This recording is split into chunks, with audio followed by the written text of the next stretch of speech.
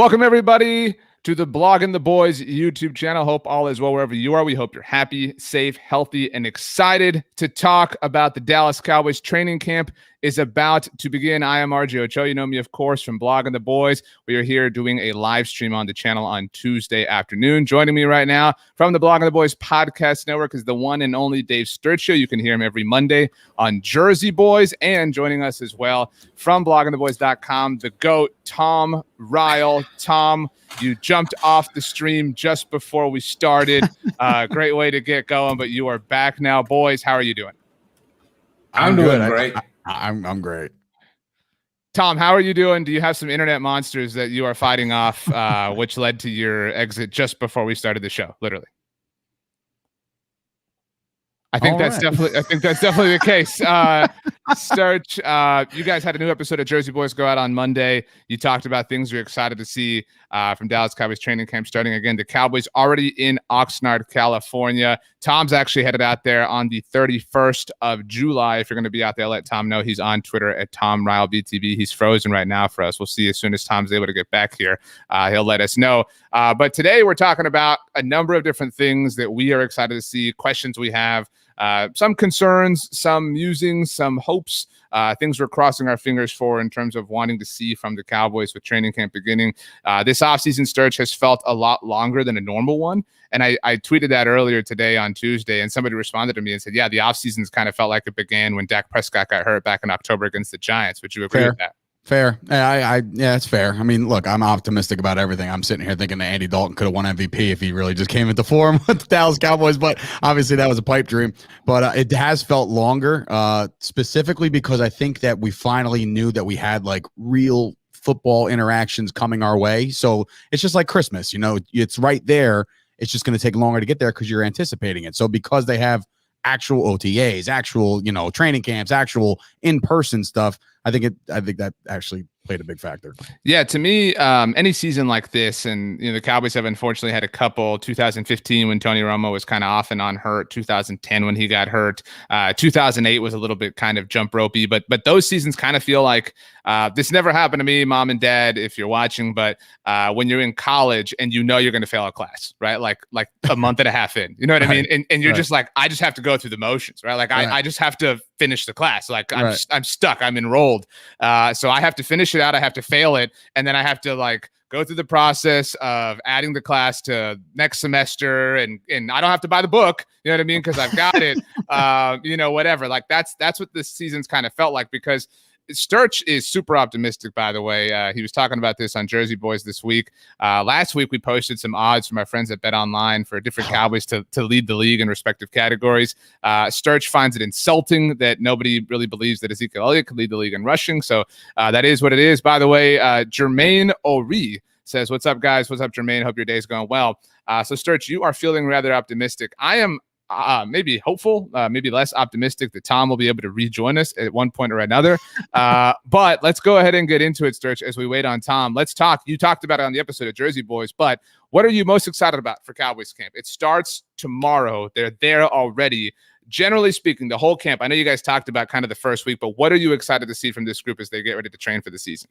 I mean, I'm under the mentality, as much as you say I'm optimistic and, I'm a little too rah-rah for the Cowboys. I'm just excited to know that it as far as last year is concerned, it can't get any worse. It really can't. And I think going into the season with a whole new defensive regime, a whole new bunch of defensive players, I think that's what to watch right away. We already know what we have in Dak Prescott. What do we have when it comes to coming off the injury? That's another story. What we've seen in OTAs, we're all just looking. It's funny. We're not even watching his mechanics. All we're doing is watching his foot. You know what I mean? We're just watching his ankle, and we're just seeing how he can develop and start throwing the football again on the run. And we've seen a lot of cool plays, flashy plays already in OTA. So I guess overall, I'm excited more to see the defense as a whole, but because we know what to expect out of this Dallas Cowboys offense. It's getting in there as one of the high-powered offenses in the league.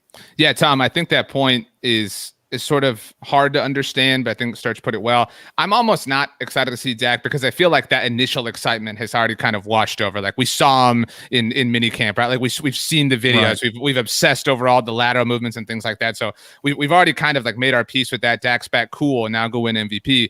But so Tom, Dak Prescott list things, or excuse me, among Dak Prescott list things, what are you most excited to see from the Cowboys as they begin training camp? I just want to see what Dan Quinn is doing with the defense. There's so many questions there. I'm dying to see how people that's leaving us, on the edge. I'm literally like on the edge of I'm on the edge of my seat.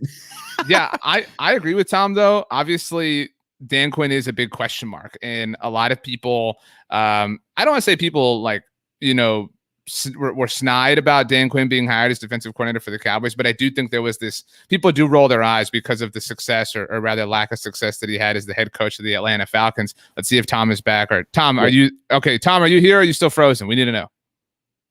That's a frozen model right there. Yeah, Tom is still frozen. We're fighting the internet gremlins. They are definitely rough this time of year. But so I do think that people are on the fence about Dan Quinn, and he does certainly fit the mold of potentially great coordinator, not a great head coach. I think, I used to trash Dan Quinn a lot. I mean, I didn't think the Falcons were worth much. They really did impress me in 2017 when they made the playoffs despite losing the Super Bowl the year before. So I do think he has a lot of ability or a lot of inability to connect with players and kind of mold players. I've said this before. I think we talked about it once, Sturch. I remember seeing this NFL Network special as we get Tom back. I think you're good, Tom, on Dan Quinn and how he had the Falcons players train with the military. And I remember seeing this video of all of them lifting this like massive log that Tom, I know you got a trip to Oregon coming up in a couple of months, like one of those massive trees you would see in Oregon, like, but the like teamwork or unity involved with this. So I do think that Dan Quinn can connect with guys in a way that we all maybe hoped Chris Richard could. Tom, do you think that Dan Quinn is kind of maybe what we wanted Chris Richard to potentially be? That's kind of the hope. It sounds like they were doing a modified SEAL training, right? Running around with the log. And yeah, I want to see if the hands-on approach continues, and just the utilization. And I'm really going to be glued to who's with the 1s and 2s and 3s, trying to get clues, because I don't think we're going to find out as much about his scheme as we may want to. I think they're going to keep a lot of that under wraps until they're back in Dallas and can practice out of the sight of the media, because I think they want to keep as much hidden as possible. I don't think the well-known tendency of the Cowboys to be secretive is going to change, but I'm sure we'll get to see some of it. They've got to work on some parts of it, like the 3-4 alignments and stuff. Yeah, to me, I talked about this on our episode on the Blog of the Boys podcast network today. We have an episode of the 750. It goes out every Tuesday. In case anybody didn't know, we have a show with Tony Casillas, 2-time Super Bowl champion. He asked me what I was most excited about, and I'm just excited for like basic football. Last offseason, last training camp was so weird, is obviously or is obvious because of the times that last year were and the times we're still currently living in.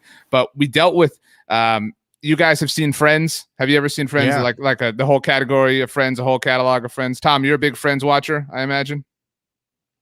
Tom is frozen still, so I'm going to take that as a yes. Tom is definitely a huge Friends fan. But Sturch, there's an episode where Ross is getting rid of everything that he owns because he's with a new love person in his life. Tom, welcome back. And so he's getting rid of everything that he ever shared with Rachel Green, who's the character Jennifer Aniston plays. And so somebody says like, "Oh, is this a get rid of everything Rachel ever touched sale?" He's like selling it all like in a garage, and he's like, "Yeah, basically." And to me, that's kind of what Mike McCarthy felt like last year. If you guys remember, first day of practice, it's like, holy crap, they put names on the back of jerseys. Jason Garrett never did that. Holy crap, the quarterbacks have red jerseys. Jason Garrett never did that. Holy crap, they took names off the jerseys and numbers off the jerseys when they streamed their practice. And I think even now, typically when the Cowboys have gone to Oxnard, obviously didn't last year for training camp, their practices were at 3:00 Pacific time. That's no longer the case. They're at 11 a.m. Pacific time. And typically Jason Garrett would meet with the media and have his press conference in the mornings after the walkthrough. That's not the case this time. Mike McCarthy will have them before the practice. So just kind of shuffling schedules around. He did that last year, obviously, but I'm ready for all the new effect to be over and to just kind of be a situation of getting to football, getting to the meat and potatoes of it all, which is something I think this team was really missing last year, Sturge. Yeah, no, I completely agree with that. The fact that there's going to be hands-on, and Tom alluded to it before with, Dan Quinn and the way he's going to be coaching. We've seen what he can do, and Tom's gone again. But yeah, we see what he can do in OTAs and whatnot. And I think I agree with you in the sense of saying that football is back, and it's such a different feel. And man, like I said before, it's because now it feels even longer of a wait now. Dude, the last 24 hours have felt like an eternity. And I never thought in the wildest times that I'd ever get too excited about a picture of a guy getting on a plane. Yeah. I'm just seeing Zeke and D-Law and everybody board the plane. I'm like, oh my God, they're getting on the plane. Because look, there was no Oxnard last year. So we're getting a whole new feel. And I know I go against my other Jersey boys, brethren, Brett and Keith, but I'm pumped for Hard Knocks, man. I don't know. I know there's extra cameras and stuff like that, and I know it's a little bit of a distraction, and I get that, but a lot of these guys, they're pranksters regardless. So if you see a prank between Cooper and Zeke, like that's who they are anyway. So it's not like we're getting this peel back the curtain. We know these players through and through. Right. I will say I'm pumped for the content that Hard Knocks will yield. But yeah, like I can see the argument. By the way, for everybody who's watching, we will be having live streamed episodes here on the Blog on the Boys YouTube channel after every episode of Hard Knocks. So as soon as Hard Knocks ends, jump here on the Blog on the Boys YouTube channel. We'll be discussing it, breaking it down, talking surely about the chess match that they showed, literally speaking, between Amari Cooper and Micah Parsons. Christopher Lopez joins us, says Imperial Valley is here. The 94s says, I want to see them grind as a team. I think we all want to see number 94, Randy Gregory, get some grinding in. And on the subject of Randy Gregory, as we maybe we lost Tom forever to the internet, but we'll see. Sturch, I'll put it to you. Who do you think is going to have the best camp? You got to put your neck out right now. Which Dallas Cowboy has the best training camp? And you could define best how you want. Best relative to expectations, best in terms of best overall performance, because some guys, they're entering this training camp on the bubble. So that by just cementing their roster spot, that could be the best training camp, if you catch my drift. Yeah, no, I get that aspect of it, but I truly, truly think that there's going to be a lot of, we just said it, that there's going to be cameras in everybody's face, and it's going to be a different look to training camp because there's going to be so much attention. But I'm an Ezekiel Elliott apologist for last year. I think Ezekiel Elliott, like I said on the Blogging the Boys post, I said this, go take those 12-1 odds, because I have a big feeling that, last year we got to see the feed me tattoo, right? Everybody's getting excited about a tattoo on the stomach. I think he literally should get a proverbial chip tattooed on his shoulder, because Anthony Brown style. Right, exactly, just like him. And I'm thinking to myself, like, this guy has fallen off of people's top fives. Okay, top tens. It's getting very offensive. In a world that everybody's offended about everything, it's getting offensive. And I think that Zeke knows it. He listens to the whispers. He knows how to have fun. I think he put out a tweet the other day where it was Joe Looney in his jersey, and it was like, I come a long way. You know what I mean? With like the comparison of the two photos. He's a funny dude, man. And I think that he's gonna pretty much tell everybody to kind of go scratch and take your non-top 10 opinions elsewhere. ACO says Zeke is going to have a rebound hard. I feel you, ACO. ACO adds, I think Micah is going to prove why he was drafted by this team. That would be awesome. Darren Posey says, I'm very intrigued about this cornerback and safety position. We'll get to that in a moment. And Imperial Valley notes Michael Gallup could have the best camp. I could definitely see Michael Gallup having the God mode catches, freaking everybody out. Tom, I hope you're back. We've been missing you. Yeah. Okay.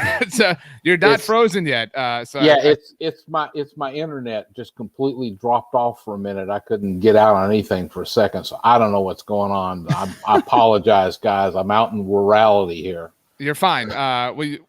You're alive. That's really all I care about at this point. I didn't know if we'd lost you forever. You did say that. I'm like, what do you mean lost him? Jesus. So Tom, we're talking about players who we could see having the best training camp possible at the Cowboys. I mentioned to Sturch, the context of how you define best is up to you. But Sturch's answer for this, and Tom hosts a show on our Blog on the Boys podcast network. You'll hear him on Thursdays with Roy White on Riled Up, so I'm sure he'll elaborate on this then. After the Cowboys have their State of the Union press conference, by the way. But Tom, who's your answer? Sturch went with Zeke Elliott, and Sturch, I want to be on the same page as you, man, but I just don't agree. But Tom, maybe I'll agree with you. Cool. My take is that it's going to be Dak Prescott, because he has laid a claim to this team in his recovery from his injury, and this is his locker room, his team, and oh no, oh boy, Somebody want to set up a GoFundMe for Tom pay his cable bill. Yeah. His internet bill. Yeah. Or get Tom hardwired in here. Yeah, seriously. Plug him in.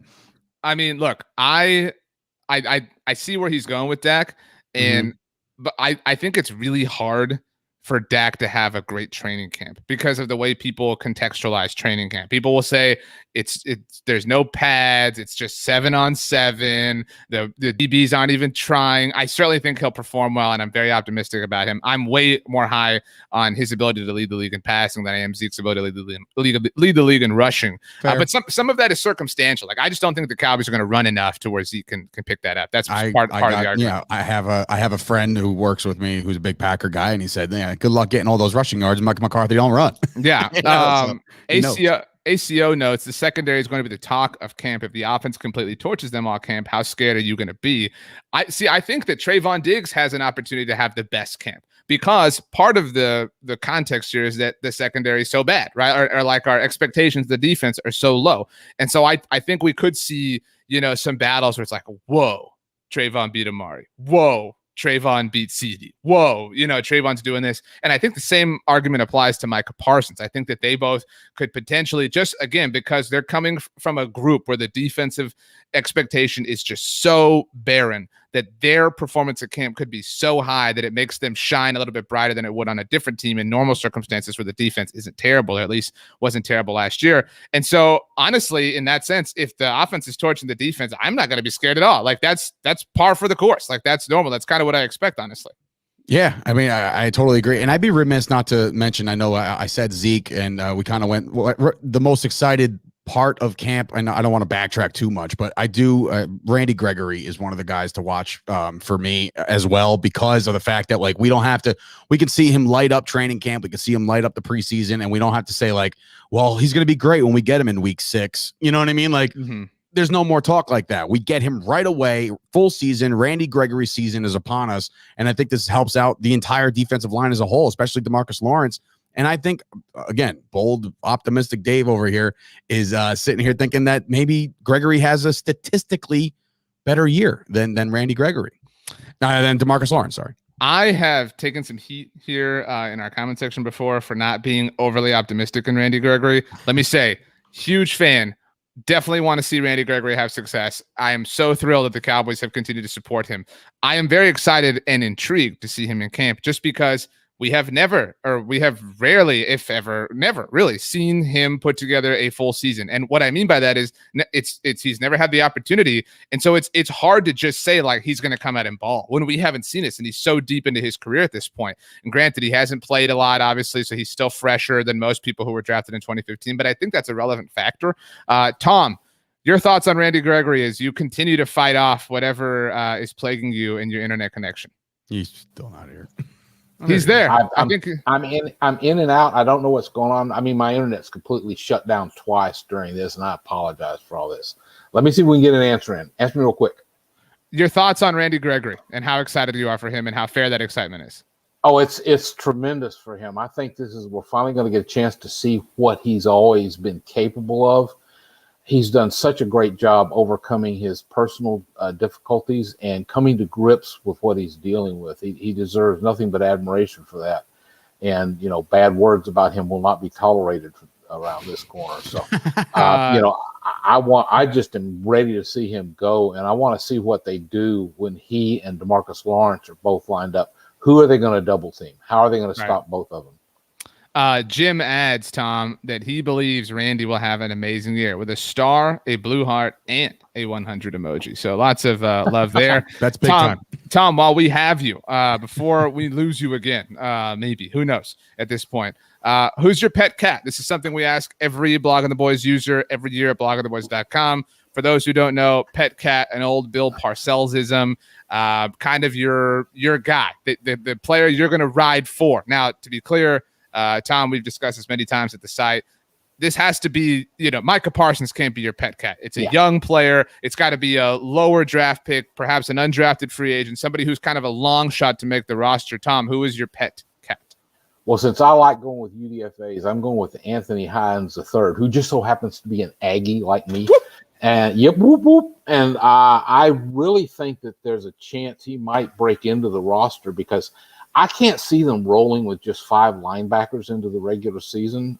That's just too high impact a position to assume you're going to be able to get through the season with just 5 guys manning that. And so I think he's got a shot at breaking in as a special teams ace and a backup in case they need him to roll out in the linebacker role. So he's the guy I'm pulling for going into camp. We do have a suggestion from Christopher Lopez. Says the safety from Purdue, Tyler Coyle fan. Christopher Lopez is Sturch. Who's your pet cat?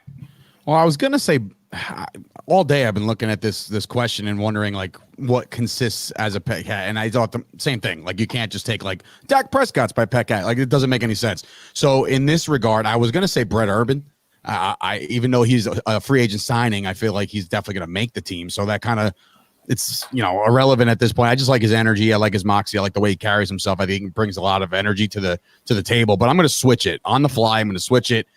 I'm pulling for Bradley Anae to get on that field and just be my guy, man. Like Bradley Anae needs to see the field a little bit more in 2021. And I think that, again, he's going to prove to a lot of people that he possibly should have been drafted a little higher than what he was. You know what I mean? But we didn't get a chance to experience that last year. Yeah.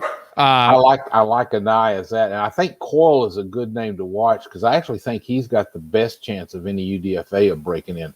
The safety's got some wide open spots, I think, that he could fill in. So, yeah, those are some good names.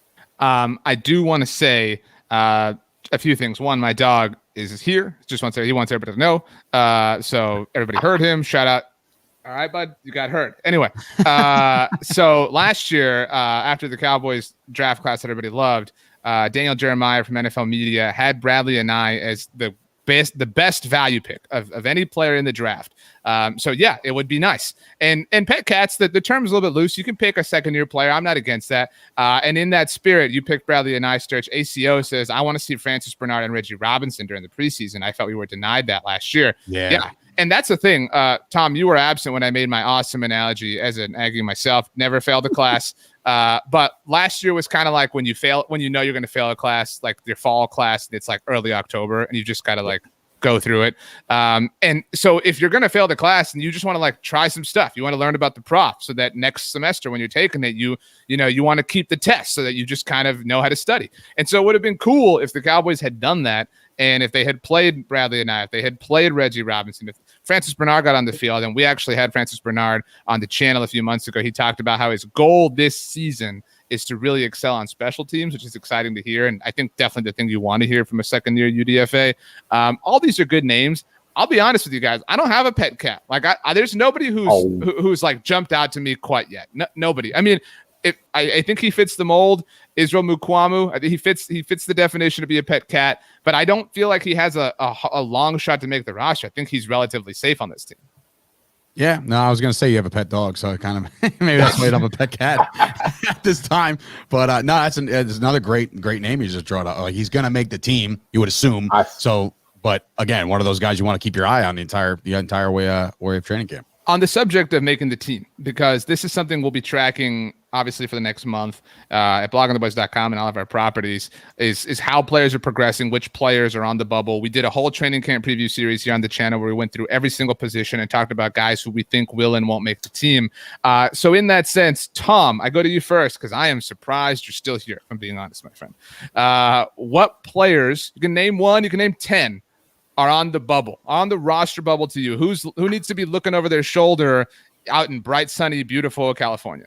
Well, I think that Anae and Dorrance Armstrong are staring at each other on the bubble. Well, Jerry Jones is pissed that you just named Dorrance Armstrong, Tom. How yeah, could you? Well, too bad. I think those guys are really both fighting for the same spot, and something's probably got to give with one of them. And a couple of other people that I'm more thinking might be on the bubble. Noah Brown.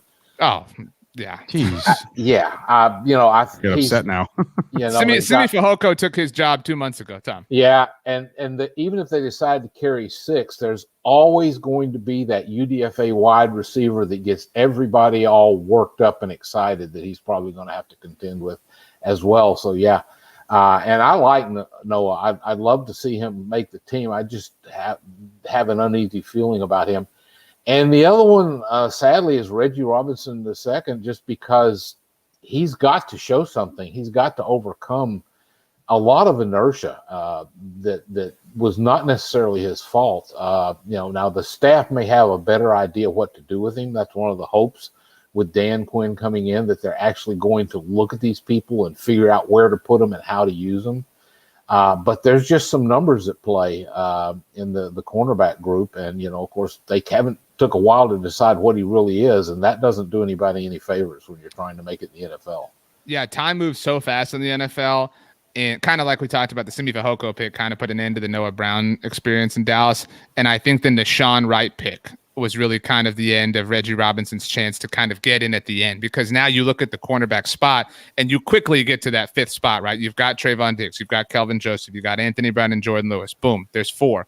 You've got Deshaun Wright now, so there's 5. I mean, what are you going to do after that? You're really going to carry Reggie Robinson at this point, the second? I mean, and Tom, it sucks. I mean, I'm with you that the Cowboys took forever to figure out where they wanted to play him. Not like they've ever been guilty of that crime before. But I mean, that's life in the NFL. Sturch, I mean, but Bradley and I, do you feel like he could be on the bubble? That would really suck. That would piss a lot of people off. Yeah, it would rub a lot of people the wrong way if Bradley and I was one of those guys at the very end of training camp, is one of those final cuts, and you're like, oh, God, just get through waivers and get to the practice squad. You know what I mean? Like, you're just praying and crossing your fingers. And he agrees too, puppy over there, Bear, right? That's his name? So what I think, Bradley and I, one of those guys. Carlos Watkins, never know. You never know with the depth they've added. Also, another favorite of mine as far as players who kind of like give it the Rudy Rudiger approach is like Luke Gifford. I've loved this guy forever. You know what I'm saying? Like it's one of those things. Maurice Kennedy, it remains to be seen how many players they'll keep at a certain position. You can never be too deep at certain positions, especially how bad the secondary was last year. So that's why I think they're going to try to keep as many as they possibly can to keep guys fresh. But I mean, again, I am, as much as my pet cat will be Bradley and I, he's also my bubble guy too, because I really want him to make the team. But again, it's one of those things you got to show it. And now you have, I was going to say you have one less preseason game, but because the Cowboys are doing their thing in the Hall of Fame game, he doesn't. He might actually get some significant playing time in that game 1. Yeah, and I think that'll be helpful for a lot of these players just to have the opportunity to kind of impress the coaching staff against competition. Obviously, the joint practices with the Rams. Sturch, right. You inspired a question, and we always move kind of on the fly here at Blogging the Boys, if that's not obvious by bears barking. You mentioned Carlos Watkins. Maybe that's your answer. So, Tom, I'll go to you first. Which free agent addition might not make the team? Yeah. And Tom, you cannot name Carlos Watkins. Yeah, okay. Then it would probably be Jaron Curse. Yeah.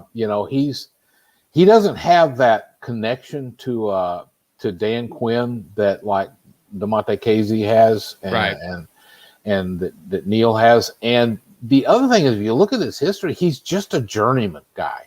Mm-hmm. He's doesn't have anything exceptional to put him there. Man. He was brought in, I think, as much as insurance. What? Oh, that was mean, dude. I mean, he doesn't do anything exceptionally. Well, he's not a Curse family. If you're listening, you're all wonderful people. Just on the record. And, you got to understand, NFL, just to make an NFL team is a phenomenal achievement. But looking at what he brings to the table, he doesn't have that standout thing like Casey has of being a true free safety. You mentioned, Watkins having some things that you like, Sturch. Terrell Basham, I think, is going to be a rotational pass rusher that the team's going to really like. That's just my guess. I'm no expert at that, but I just see that if they think they've got some young players they want to give a shot at, Curse could really have a problem with making it through. So my answer is Basham. Jim on our YouTube channel asked, what chances does Chauncey Golston have at making the 53? I mean, I think he's making the 53-man roster. They didn't spend, a third-round pick on him to. You better hope. You better hope. I mean, so in that sense, so if you look at end, I think again you can quickly you have to consider rookie contracts. You have and now we live in a world where Dak Prescott makes like Jeff Bezos money, and so you have to be financially smart with this. And so not that Terrell Basham's on the books for like $1 billion or anything like that, but I mean Chauncey Golston's making this roster. I think if push comes to shove, I think we'd all rather have, for a lot of reasons, Bradley and I over Terrell Basham. And Dorrance Armstrong has a lot of favor in the Cowboys organization, so I think he sneaks in over Terrell Basham. I think Basham's kind of on the outside looking in, and a lot of it depends on how deep they go in other spots. But I think that's one. Not all these free agents are going to make the team, and Carlos Watkins is a good example. But to me, Basham's the one, even though the Cowboys have been kind of interested in him for a while. But that's just kind of the way it is. ACO says, I think Chauncey's going to surprise a lot of people, including you, Sturch, Mr. Thumbs Down over here. I just listen. I mean, the only reason why I understand the acquisition of what it took to get him, but like when you're there and you're waiting, like, ooh, we're about to steal one here because this is an extra pick, and it turns out to be him. You're like, wait a minute. I remember the reaction. I was on Twitter. I saw everybody go absolutely bat crap nuts, and it's one of those things where it's a wait and see. Let's have him prove it. And I'm with that guy. Why not? Yeah. You can't put too much into the Twitter reaction because look at what happened when Nashawn Wright was drafted.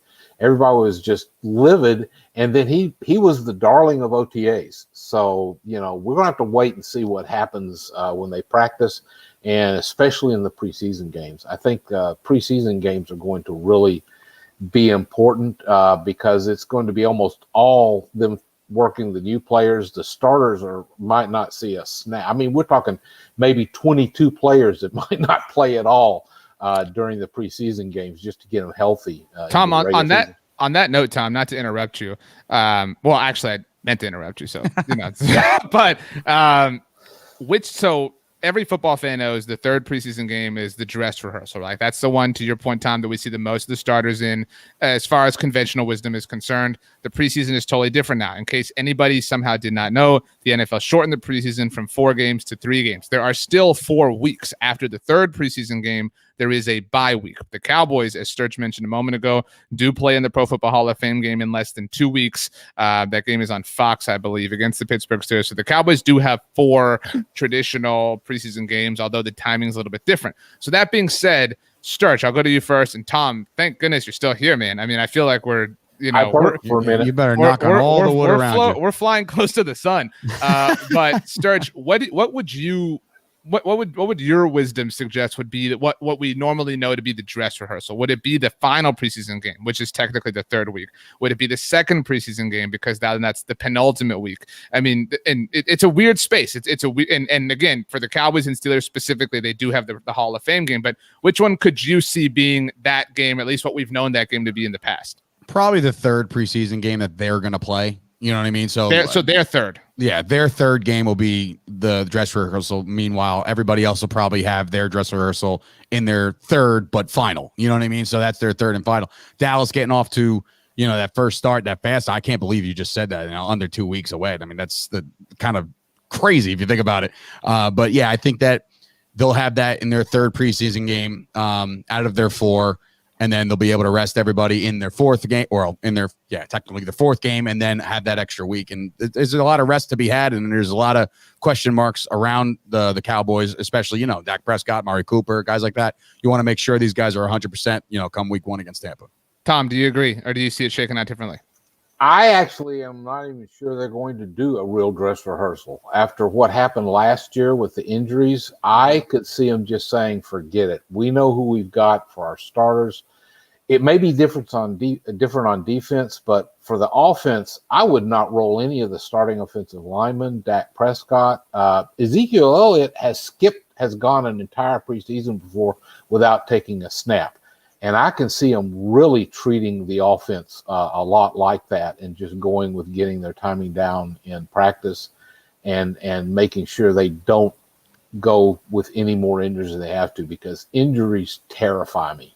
We saw what it did last year. I think that's the only thing that's standing between Dallas and just cruising to the NFC East championship and getting into the playoffs again. For what it's worth, today, ESPN's Bill Barnwell ranked all of the offensive weaponry groups in the NFL, like all the pass catchers and running backs. The Cowboys were number 2 on his list. The Tampa Bay Buccaneers number 1 and Dallas number 2. So 1 and 2 going against each other in the opening game on September 9th. That is, I don't know how many weeks away that is, but it's more than 2 at least. Next question for you boys. Tom, you're still here. So these are all going to Tom first. Sorry, he's earned the best survivor. No offense taken, trust me. Which training camp battle will be the most intense? And again, the way you contextualize this can be up to you. We can talk about most physically intense, the margin of the battle. I mean, however you want to kind of shake this out is up to you. Yeah, I actually thought about that. And I know this is going to be weird, but I think it's going to be the backup quarterbacks because I think they all believe they've got a shot at it. And, Cooper Rush has had an outstanding preseason once before.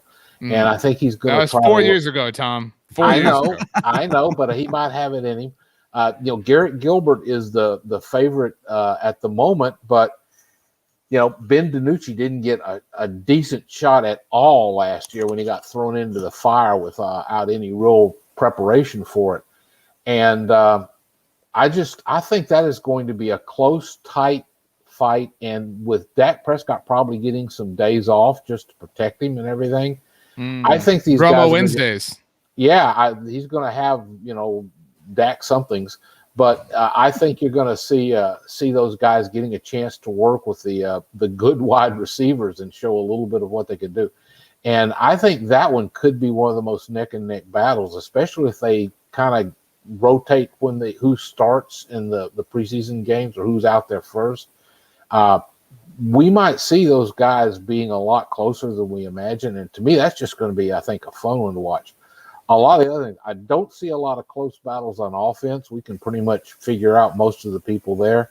And defense, it's going to be more about the coaches figuring out how they want to use people. So it's not going to be the battles as much as what the coaches are saying in the meetings and stuff and how they want to line people up. So oddly enough, that one is just one that's got me fascinated. Sturch, do you agree that the heaviest competition is at QB2? It's up there. It's definitely up there. I think that, I'm very surprised that the Cowboys didn't address it a little bit more aggressively, considering the fact that their season was lost last year because, they had a capable backup, but I feel like they should have gotten themselves another Andy Dalton this year. But are you surprised? Because, if we rewind, right, to the 2016 season where they came off the Romo year, the 4-12 year, they went 1-11 without him. They didn't do anything. I mean, True.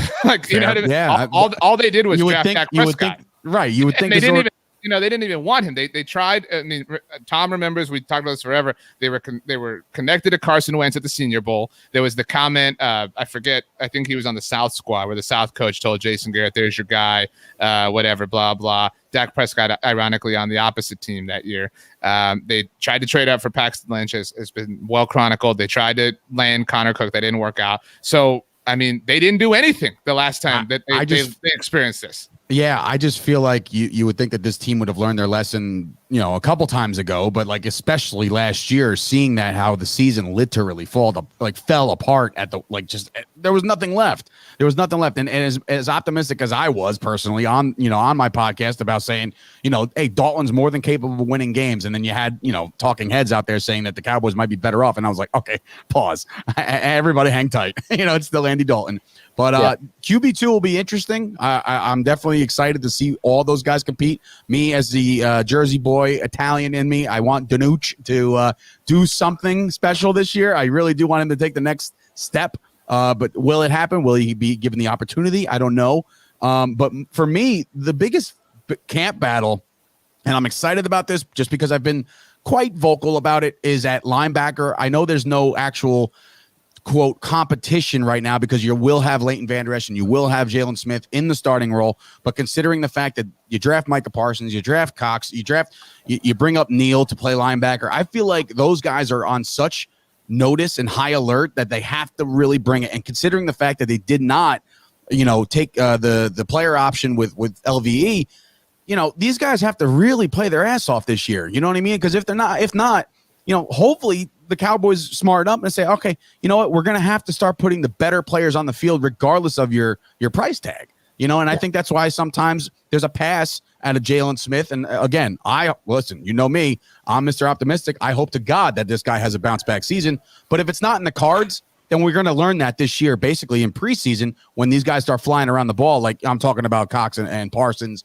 and even I'm interested to see what Neal can do as a linebacker. Yeah, and I'll disagree with you. I don't think Jalen Smith is going to be the starter. I think Micah Parsons is going to get every chance to take that starting job. I really do. I think they're looking for that. I think they're going to try to use Smith as kind of more of a designated pass rusher sometimes. They've been saying that forever, Tom. They've been saying it for a while. But they need to get him in something where he doesn't have to focus as much on changing directions, because he seems to just have a real problem still with making a move in response to something. He needs somewhere where they can just fire him out of a cannon. And, that's what I think they're going to try to find a way to do with him. But I really expect to see Parsons and LVE line up as your starters day one. Wow. I like this line of thought. I mean, it's hard for me to envision the Cowboys kind of sidelining Leighton, to your point, right, Sturch, and sidelining Jalen. And Tom, I think you're right. I think the Cowboys are going to be creative, because I think I don't want to say Micah is overhyped by the Cowboys, but Micah has taken that mantle of like player that they will placate to and do everything they want for, because he's their new, ride at this point, the way Jalen was, the way Leighton was, whatever. And so what I will say, and this is a bit of a weird question, but I'm fine with that. It would be kind of disappointing if we just saw nothing but Leighton and Jalen, right? Because it would be more of the same, despite the fact that they brought in all these resources. And so, Tom, I'll put it to you first. What would be the most disappointing thing that you could see? Like where you would feel like, man, they're just, definition of insanity, doing the same thing over and over again that hasn't yielded any results so far. Oh gosh. Yeah, I know. Great question. Shout at me. Yeah, to me, it would be. I can't envision them not giving Randy Gregory the snaps that they need to give him and get him involved in the pass rush. It would probably be standing pat with Jalen and LVE. Would probably be flaming on a couple of posts about that. And Dave Halpern will be saying like, no, Tom, you can't go there. You can't say that, which hasn't happened lately, but it could come back. So yeah, Tom's articles need the most editing, by the way. Belonging the Boys, he uses the most profanity, so it's difficult. Just so everybody knows. Tom, you can't say that those 4-letter words. They just don't make sense here. Yeah, I pride myself on finding ways to say it, without saying it. Like not here, Tom. It's a family-friendly show. But go ahead. Okay. But that to me would signal that there's just something not the way it should be. That to me would be a little too much of the GM/owner stepping in to have it his way and take care of his guy. Now that's assuming that Parsons is all he's being built up to be. If he shows he's capable though, and they don't put him out there and see what they can do with him, then that would just really have me upset about it all. I can't think of another place where I feel confident enough about the situation. Yeah, there's a level of like, this actually has to be somewhat practically possible, right? And like that, to your point about Randy Gregory, that's difficult to see. Sturch, what would really grind your gears?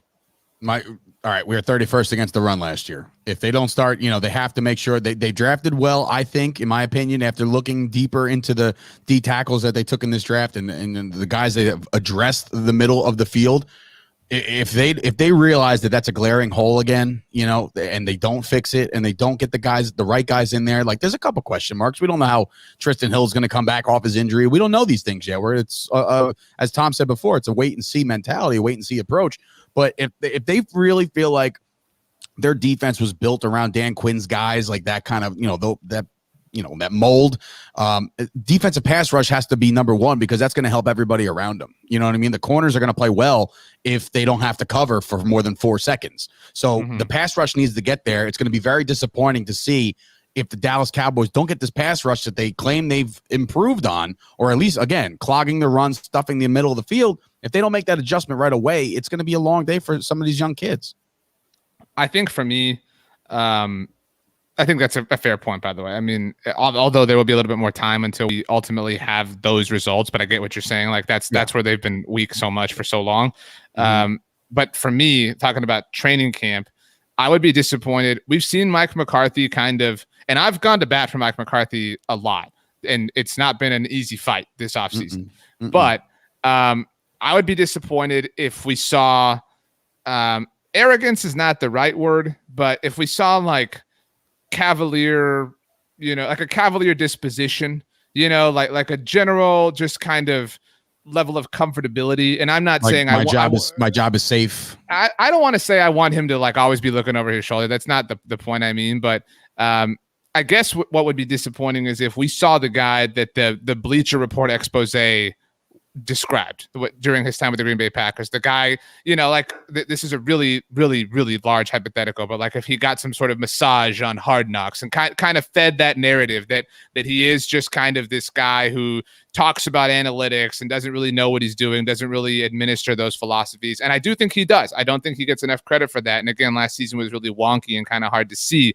But I want to see a really stern and a stern-led group. And that's been something that has been really absent for a long time. That's something that, to be frank, Jason Garrett was very good at. There were things that Jason Garrett did not excel at, obviously, but I want to see that. And maybe I want to see that out of like it being a familiar thing with Jason Garrett. So maybe there's like that nostalgia within me. Tom, does what I'm saying make any sense to you? Yeah, I don't believe that Mike McCarthy is on the hot seat, but I want to see him coach like he wants to stay off of one. Right. Because if it's another bad year, then next year he would definitely be on the hot seat. And I want to see him approaching the situation like that. Now, he has established himself as pretty much a walk-around head coach, because he's letting Kellen Moore run the offense. He's got Dan Quinn to run the defense. And, of course, John Fostel is, I think he'd just rip your face off if you tried to mess with what he's doing on special teams. But, I just don't think McCarthy is going to show. That's why I'm looking forward to Hard Knocks, because McCarthy's work is going to be done in the meetings when he's working with his assistants to let them know what needs to be done and how he wants it all put together. And I'm hoping we may get a little insight from that. Of course, Hard Knocks is going to be looking for some kind of controversy to play with. So, we have to beware of reading too much into what they're featuring on it. But they're covering the Dallas Cowboys. There's not going to be any short selling of any kind of Got to be something come up. Definitely. Wow, that is frightening. Let's transition. Sturch, you go first. Which rookie? You can't say Micah Parsons and you can't say Jabril Cox. Which rookie do you most want to see? The new wide receiver. Simi Fehoko. Yes, Fehoko. I would love to see him come into his own. Look, I love Michael Gallup. I really, really do. And I think he's a phenomenal player. Will they be able to afford him at the end of the year? We don't know this. You know what I mean? Like they won't. We know right, that. Right. So Dak Prescott making a king's ransom. Things. The contract. I mean, the salary cap is the way it is. So drafting this kid, when they did, I'm excited for him. I'm excited to see what he can do in camp. He's going to be working a lot with the nickel corners and the guys that are covering in the slot, and maybe he plays a little outside. It remains to be seen. But I think there's a lot of promise to this kid, and there's a lot of upside because I've said it plenty of times. By next year, or even by like week 6, I think CeeDee Lamb is wide receiver 1. I think week 6 is way too late. I think we're talking right? like week 3. Yeah. Okay. So at least we're on the same wavelength of knowing that's going to happen. So now it's about either moving the Amari contract at the end of the year or doing something else with Gallup. Whatever they decide to do, that's great. But now that we have this insurance policy, I really do feel that this kid's going to come into his own. Unfortunately, I do like Noah Brown. I really like Noah Brown, but this is where the road kind of ends. If you looking to make an impact right away, this kid might do it. Tom, I'm really excited to see Simi Fehoko make the number 81 great again. It's been a long time since we saw a prominent wide receiver in the NFL rocket. So good times are finally back. Do you really think that he has the potential, and training camp will tell us a lot because he's not going to get a lot of play in the regular season if we're being honest with ourselves. Do you think he has the potential to fit opposite, or not opposite, but within the CeeDee Lamb and Amari Cooper / Michael Gallup third overall set in 2022 and beyond? I hope so. I mean, that's what we're waiting to see. That's not what I asked, Tom. I want to know what you think, not what you hope. I want the facts, Tom. I think he's going to turn out to be all right. I don't know if he'll quite be as good as Gallup, but I think he'll come in and should be a capable third wide receiver as long as they've got Cooper and Lamb both back with no problems coming up for them. So then, Tom, what rookie, and you can't say Fehoko now. You can say Jabril Cox if you want, but you can't say Micah Parsons. Are you most excited to see? Nashawn Wright. Really? That's your number one? Yes, he's the guy I want to see. You're a romantic, Tom. You want to see the payoff. That's what you want to see. You want to see the guy that everybody doubted throw a bunch of middle fingers everywhere. Yeah, hey, I doubted. And I want to see if he can carry on with the momentum he seemed to develop in the OTAs. Right. And I think that they, and I hate to pick on a player that's done a lot for the Cowboys, but I think they're looking for someone that can bring more to the table than Anthony Brown as a starter, at least. Mm-hmm. And I really think that Wright may be the guy that they want to look at, even more than Kelvin Joseph, because Joseph is coming in, I think, but a little bit behind Wright, because Joseph missed so much of the OTAs and stuff with his illness problems. I think he's the guy that may need to have, for me, the rookie that needs to have the best camp to prove that he belongs on the team, because right now I think Wright is really going to be contending to move into the starting lineup before too many games have gone by. Wow. I think that's very possible. Obviously, he's got a big fan in Dan Quinn. Obviously, the Cowboys believed in him, went out on a limb, and he's, to this point, justified it, but we're extremely early in the process. This is obviously his opportunity to really kind of prove that he belongs. Certainly preseason will go, in that direction, we all hope, to use your point of direction, Tom, hope. My answer, actually, even though you just crapped all over him, Tom, is Kelvin Joseph, because I mean, this is supposed to be the answer, right? Like, this is like, don't worry, we didn't draft Patrick Surtain, didn't draft J.C. Horn. We're going to take Micah Parsons. We're going to figure it out later. We're going to draft Kelvin Joseph. Like that's what this is supposed to be, right? Like, to some effect. Like, if you want to talk about the word hope, like that's the hope, is that this is the player that supplements missing out on the top two cornerback options in the class. Thank you, Bear.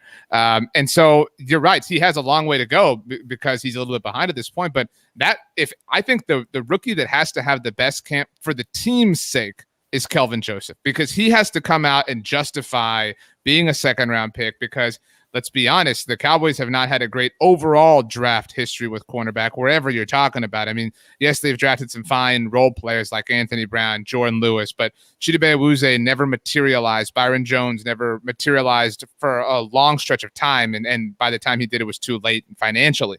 I mean, so this has to hit. Like, this is the one. I think there's a lot riding on Kelvin Joseph being an elite cornerback. Would you agree, Sturge?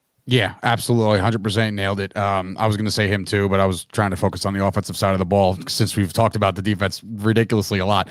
That's not a word or a phrase, but I'm thinking to myself, like, yeah, this is where you have to kind of make up for that. Okay, you took Parsons. Well, technically you were not forced Parsons, but that was the best player on the board at your time. You missed out on the two guys that basically Cowboys Nation was talking about the entire offseason. It's got to be Surtain. It's got to be J.C. Horn.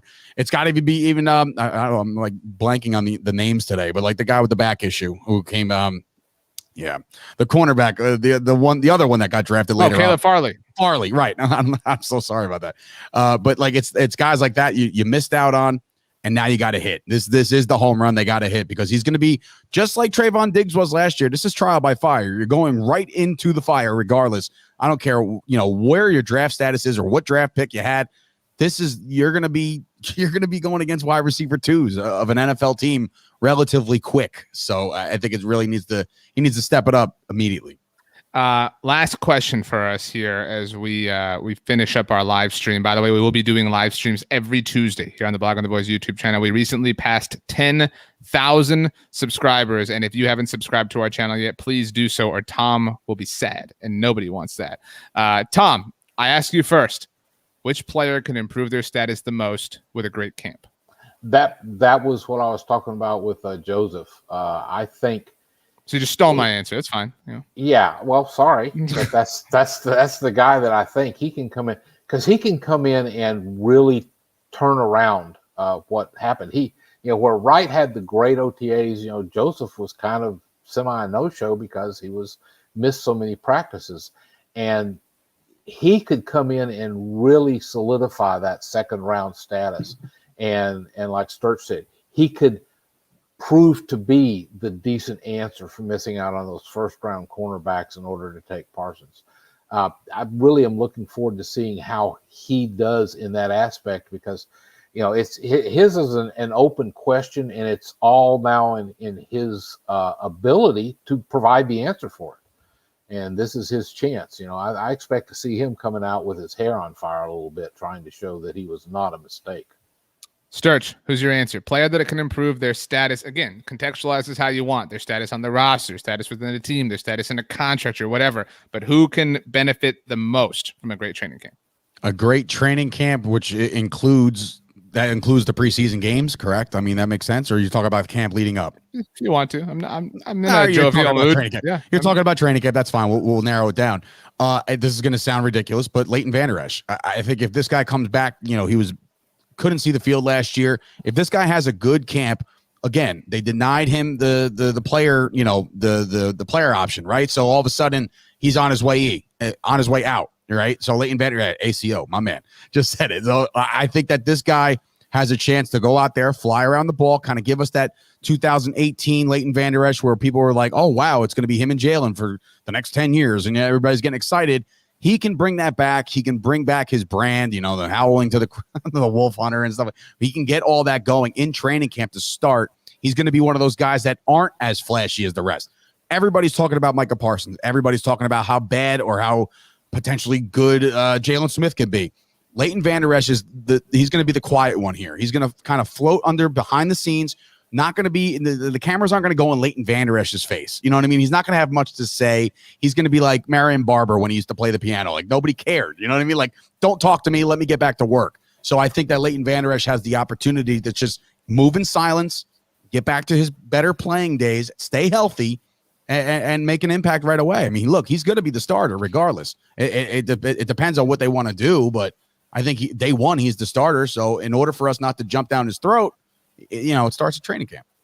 I do think that Leighton's a good answer here because of all really the entire roster. He's the only one that's already lost money, right? Because the Cowboys did not pick up his fifth-year option. So like he has the biggest axe to grind, so to speak.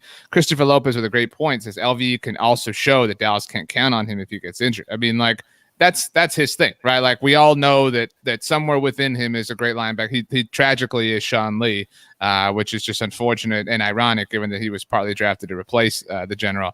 I think that's a fair point. But the only part where I disagree is I think his future is cemented. And so if you're contextualizing the answer that he can improve his stock within the NFL, he can potentially help the Cowboys earn a third-round compensatory pick somewhere down the road, fourth-round comp pick, whatever. But I think given the resources the team has put into Micah Parsons and Jabril Cox this year, there's just no way they're keeping Leighton Vander Esch next year. I can't see that, especially if he does ball out. They're not going to pay whatever price that is. I mean, maybe if he's even worse this year, if he's less reliable, they might sign him to a one-year low-quality prove-it deal. But Tom, do you agree with that? I actually think that the Cowboys might have done him a financial favor if he in the long run, and plays well. Because if he does well, he's going to likely wind up somewhere else playing for a big chunk of change. So he can boost his stock. I agree with that. And I think that's really what it's going to wind up being all about for him from a personal career standpoint. This is his year to prove that he's worth a big second contract. And he's just going to wind up getting it a year earlier if he does well, which I would love to see him stay with Dallas if he's playing the way he was his rookie year. I'm just like you and Sturch. I don't see that that's going to come about, that he's going to price himself out of the game. And I think that's partly why they double dipped at linebacker with Jabril Cox to make sure they had people to come in, because they see they had a problem with both of their starting linebackers that they had to have answers for in case the linebackers in place didn't turn it around. I have two answers. So do you guys want the real answer or the kind of weird answer first? Let's go weird first, man. I'm going to go real. I'm going to go real first. Sorry. So why ask? Why ask? Yeah. I don't know. I agree with Christopher Lopez, Connor Williams, because if there's a handful of guys who we've written off, right? Like we just kind of wrote off Leighton Vander Esch, like not on the team next year. And again, some of that is financial, the financial side of football. Connor Williams, it is hard to get a second contract from the Cowboys as a starter on their offensive line. You got to be a baller. And Connor Williams hasn't been that. I think he's been fine. I think he's been a fine second round pick, but he has not. And it's unfortunate that the the degree that he's compared to, or the measure that he's compared to, is so high because of all the predecessors that have come before him along the offensive line. But I mean, if Connor can be really good, like not even elite, I think if he can take that 2019 Lyle Collins step, I mean, you know, and ironically, the Cowboys paid Lyle before that season in the preseason, and so, right. but I mean, I think Connor can stand to gain the most, especially because if you forecast down the future, it is so hard to know what the 2022 version of this offensive line looks like with Tyron Smith and Lyle Collins. We know Tyler Biadasz is a part of that. We know Zach Martin is a part of that. But if you're somehow moving on without one of those guys for whatever reason, you want as much consistency as you can keep there. And Connor Williams can help motivate the overall idea of keeping him around if he plays really well. Trevor says Cooper may be out. No, I don't know, but where that came from. But there was another Connor comment. Hey, this is it. ACO says, I am over Connor. I need the other Connor to show up and prove something. I wouldn't hold my breath on Connor McGovern at this point. Like, we haven't seen anything on Connor McGovern. It's been too long. But so that was my real answer. But I'll let you both react first. Sturch, Connor Williams, fair or no? That's fair. Absolutely. Tom? You're talking Connor the Rock Williams, the only offensive lineman that was there for all 16 games last year. The only consistency they had. Yeah, he was there, but hey, yeah, I mean, yeah, but I don't think he played badly. I think he was dealing with a lot going on around him. But we haven't seen that elevation. We haven't. Like, we've seen his plateau so far has not been worth a second contract that he would command or that he would want to command. Well, if he's going to elevate, let's see what happens if he can have Tyron Smith and Tyler Biadasz for most of the season flanking him. Sure. I think you're going to see some elevation. But if we're having to rely on Tyler Biadasz for Connor Williams at this point, doesn't that say a lot about Connor Williams? A lot. It says a lot. Well, I'm just saying having reliable center play. They were having to plug people in and out, and it was it was Looney, and then Biadasz had to come in, and then he had to go out. So it was kind of a little inconsistent. I want to see him in a stable situation. I think he will do well if he's not got, I hope you're right. Rotating doors beside him. As there. My weird answer, and again, I've said like 18 times that we can contextualize this how we want. And so I'm contextualizing this how I want. The question is, which player can improve their status the most with a great camp? So in this context, status is their perception, which is valuable, but to the world, and I guess specifically to Dallas Cowboys fans. And my primary answer, although I have a secondary one, my primary answer is Jalen Smith. Because we are all obviously already rolling our eyes at what Jalen's going to do on Hard Knocks, right? We all are. And we're going to see a lot of the number 9, going to see a lot of swipe, like we're all anticipating that.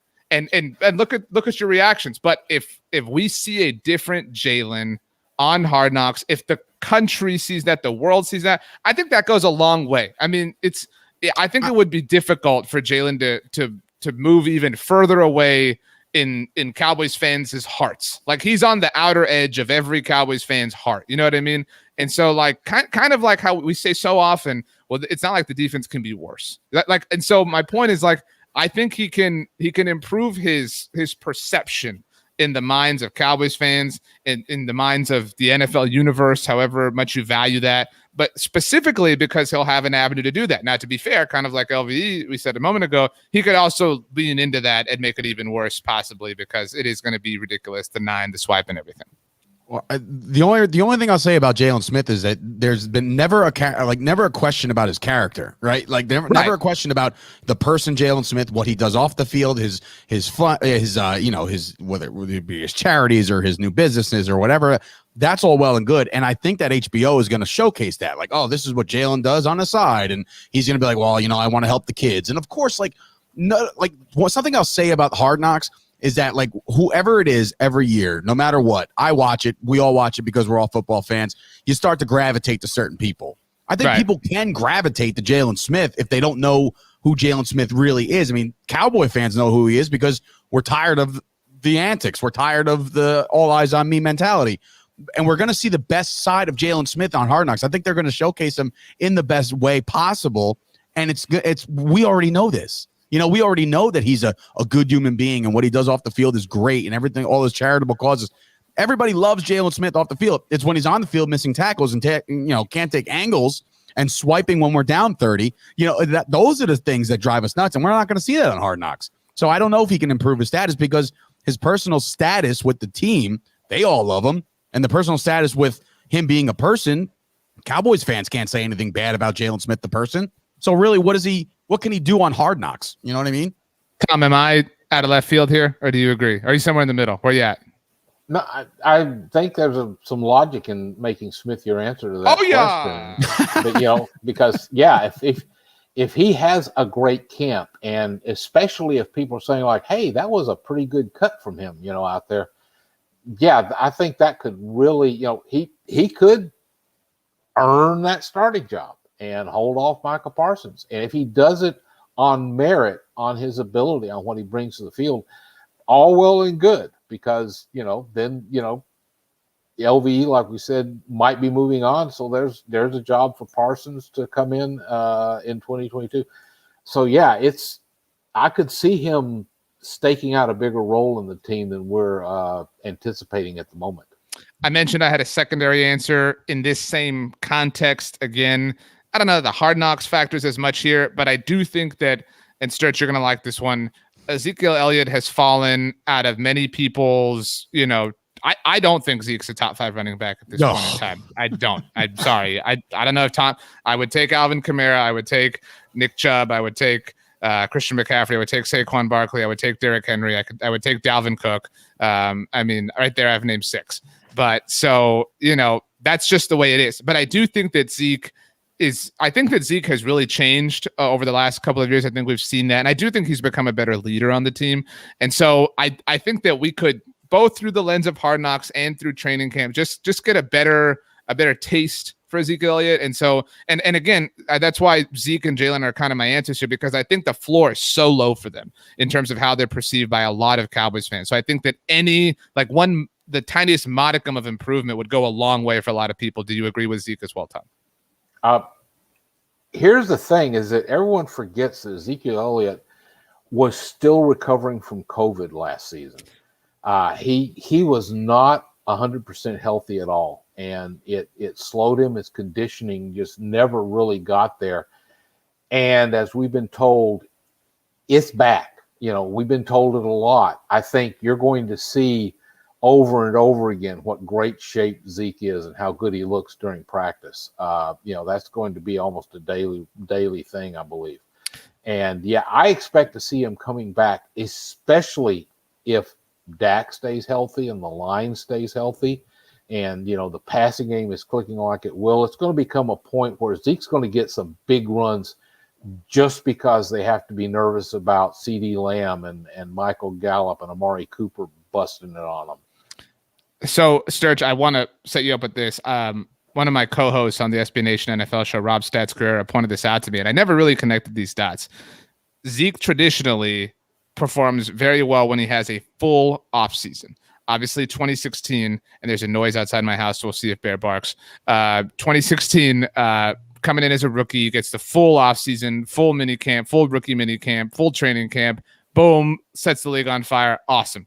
2017, the entire offseason is, will he be suspended? Won't he be suspended? He's suspended. He's no longer suspended. He's suspended again. They're appealing that he's not suspended. He's suspended again. It's on and on and on. 2018, normal offseason. What happens? Leads the league in rushing. 2019, normal offseason, but holds out, goes to Cabo, misses training camp. Awful season.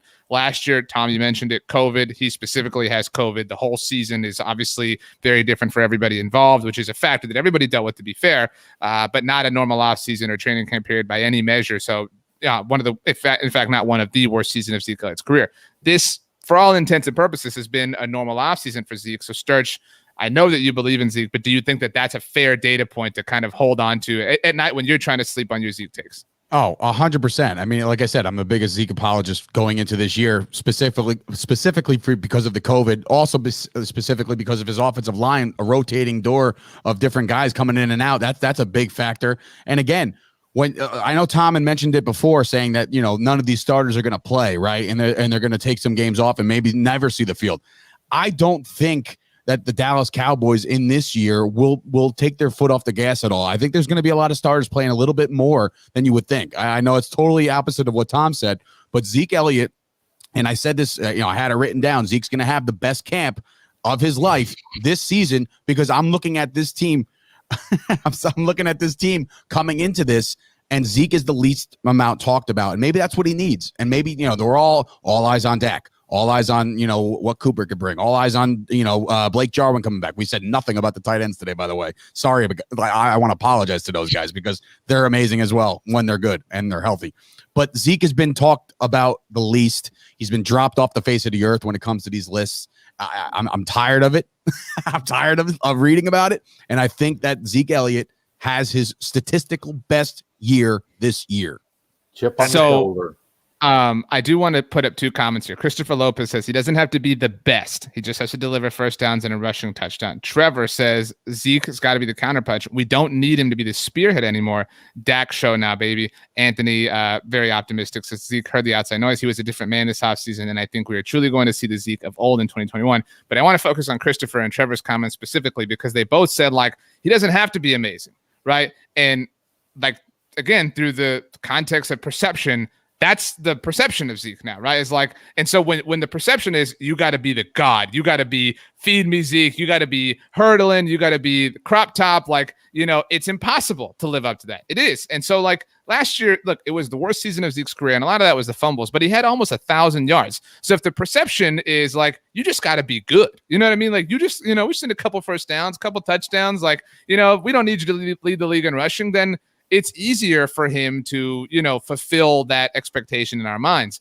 So it's a really interesting year for Zeke in a lot of ways. I think it's interesting how the youngins are now kind of the seniors on campus. It's the Dak show. He's the main guy, the guy with the Letterman that's super decorated, and Zeke's his best pal, so everybody kind of has their role now. This has been, I think, the most stable the Cowboys have been at points of leadership and points of visibility than they've been in a long time. There was a lot of transition. I mean, and I think we overlooked that sometimes, from Romo to Dak, from, Dez to the Amari era, from Jason Witten to, other points of leadership, even from Tyrone Crawford now. I mean, Byron Jones, you lost a lot of leaders, Travis Frederick, Jason Garrett, you lost all these people who were these heavy faces for your team. Now Sean Lee. So I think the fact that they're firmly planted and able to kind of just be them is really promising. Final thoughts. Sturch, I'll go to you first. I just look, first and foremost, I'm so souped to have football back in its realest form in Oxnard, and the fans. I'm jealous of Tom. I wasn't able to get off. I'm trying to build an empire over here in New Jersey, so I can't really get off to get out there, but I'm jealous that he's going to get out there for training camp. I'm pumped about this Dallas Cowboys team. I think that the defense can't get any worse than it was last year, and I think that there's going to be significant improvements over there because Dan Quinn has his guys. I think Dak being back is one of those really, really great experiences that us Cowboy fans are. Let's not take this one for granted, guys. We took Tony Romo for granted. When he was gone, we felt it. When Aikman left, we felt it. And Dak Prescott's not going to be here forever. And the fact that he got back after all the struggles, and I'm not just talking about, I'm not talking about just his ankle, but the mental health and everything that he's addressed over the time that he's had the platform to do so. I know from a personal experience, he's inspired me. He became one of my heroes, and I'm a 35-year-old man. I don't know if that actually is a thing that you should be applying as a 35-year-old man, having another younger man as your hero. But he's one of these guys that I can't wait until he hoists that Lombardi trophy. It's going to happen. It's going to happen. I think that's well said. Tom, your closing thoughts.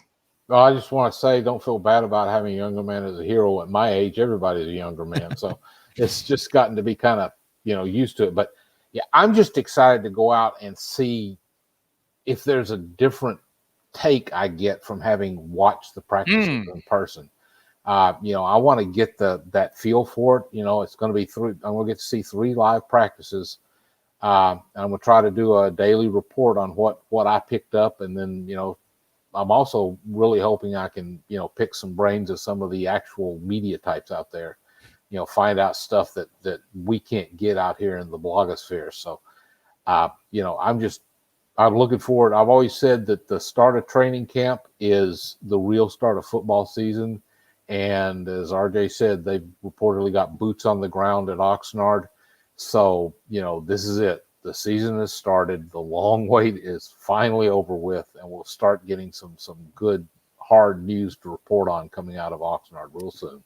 Tom will be out in Oxnard starting July 31st. You can hit him up on Twitter at TomRyleBTB. Annoy him. Let him know if you're in the area. Get him some in and out while you're out there. Sturch is on Twitter at Dave Sturchio. You can hear both of these guys every week on the Blogging the Boys podcast network. Sturch on Mondays on Jersey Boys. Tom on Thursdays on Riled Up. I'm RJ Ochoa. We will be having live streams every Tuesday throughout the Dallas Cowboys season, so look forward to that. We'll be going live after every Cowboys game. We also will have our post Hard Knocks episodes live streams here on the channel as well. So if you haven't yet, be one of the 10,000 and plus strong that are growing, subscribing here to the Blogging the Boys YouTube channel. Thanks so much for joining us, everybody. Training camp is here. We're all pumped. We'll see you next time.